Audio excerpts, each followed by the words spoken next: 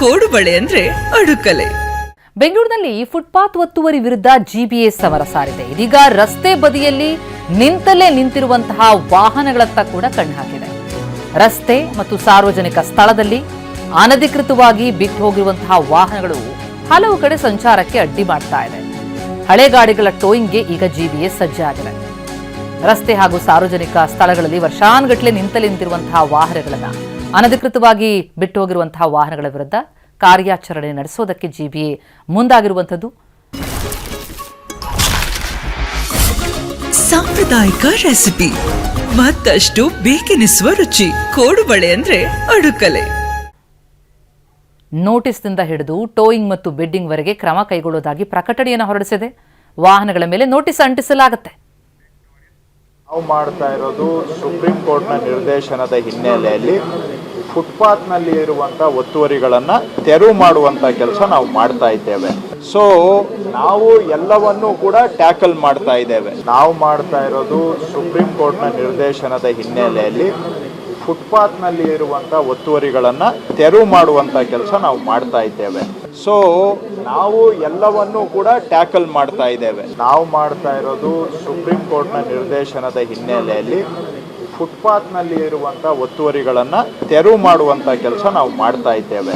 So ನಾವು ಎಲ್ಲವನ್ನೂ ಕೂಡ ಟ್ಯಾಕಲ್ ಮಾಡ್ತಾ ಇದ್ದೇವೆ. ನಾವು ಮಾಡ್ತಾ ಇರೋದು ಸುಪ್ರೀಂ ಕೋರ್ಟ್ನ ನಿರ್ದೇಶನದ ಹಿನ್ನೆಲೆ.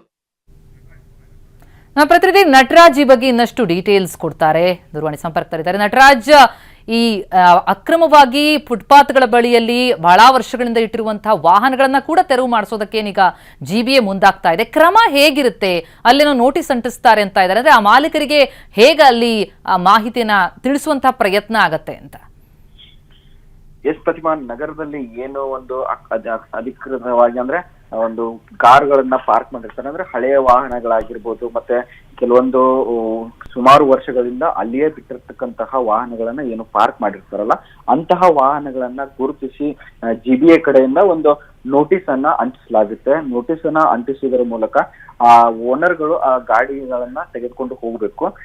7 ದಿನದ ಒಳಗಡೆ ಅವರು ಇರ್ತಕ್ಕಂತಹ ವಾಹನಗಳನ್ನ ಅಂದ್ರೆ ಪ್ರತ್ಯೇಕವಾಗಿ ಯಾವ್ದು ಒಂದು ಸ್ಟಿಕ್ಕರ್ ಅನ್ನ ಅಂಟಿಸಿರ್ತಾರೆ, ನೋಟಿಸ್ ಅನ್ನ ಅಂಟಿಸಿರ್ತಾರೆ, ಅಂತಹ ವಾಹನಗಳನ್ನ ತೆಗೆದುಕೊಂಡು ಹೋಗ್ಬೇಕು. ಇಲ್ಲವಾದಲ್ಲಿ 7 ದಿನದ ನಂತರ ಅಲ್ಲಿ ಜಿಬಿಎ ವತಿಯಿಂದ ಅದನ್ನ ಟೋಯಿಂಗ್ ಮಾಡುವಂತಹ ವ್ಯವಸ್ಥೆ ಕೂಡ ಇಲ್ಲಿ ಆಗುತ್ತೆ. ಟೋಯಿಂಗ್ ಮಾಡಿದ ನಂತರ ಅದನ್ನ ಒಂದು ಸ್ಥಳಕ್ಕೆ ತೆಗೆದುಕೊಂಡು ಹೋಗ್ತಾರೆ. ಆ ಸ್ಥಳದಿಂದ ಅಂದ್ರೆ ಟೋಯಿಂಗ್ ಮಾಡುವಂತಹ ಸ್ಥಳದಿಂದ ಅಂದ್ರೆ ಏನು ಪಾರ್ಕಿಂಗ್ ಮಾಡಿರ್ತಾರಲ್ಲ ಆ ಸ್ಥಳದಿಂದ ಟೋಯಿಂಗ್ ಎಲ್ಲಿ ಮಾಡಿರ್ತಾರಲ್ಲ ಅಲ್ಲಿ ಒಂದು ಟೋಯಿಂಗ್ ತೆಗೆದುಕೊಂಡು ಹೋಗುವಂತಹ ಚಾರ್ಜಸ್ ಕೂಡ ಅಲ್ಲಿ ಓನರ್ಗಳೇ ಅದನ್ನ ಬರ್ಸ್ಬೇಕಾಗುತ್ತೆ. ಮತ್ತೆ ಅಲ್ಲಿ ಅದಾದ ಬಳಿಕ ಕೂಡ ಯಾರು ಓನರ್ ಬರ್ಲಿಲ್ಲ ಅಂತ ಅಂದ್ರೆ ಅದನ್ನ ಹರಾಜಿಗೆ ಕೂಡ ಇಲ್ಲಿ ಜಿಬಿಎ ಹಾಕಲು ಮುಂದಾಗ್ತಾ ಇದೆ. ಪ್ರತಿಮಾ, ಥ್ಯಾಂಕ್ ಯು ನಟರಾಜ್.